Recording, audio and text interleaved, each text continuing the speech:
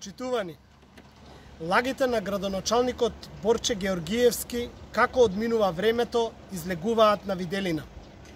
Да подсетиме, на јавна расправа пред жителите на населеното место Јурумлери, градоначалникот Георгиевски вети дека секоја куќа во населеното место Јурумлери до јуни 2019 година ќе биде приклучена на фекална канализација. Денес сме месец август, а населеното место Јурумлери не е завршена ниту примарната мрежа на фекалната канализација, а не пак да се спроведе секундарна мрежа.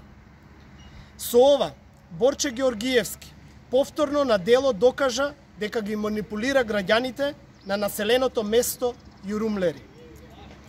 Граѓаните на општина Газибаба се сведоци дека на ветениот живот во Газибаба нема ништо.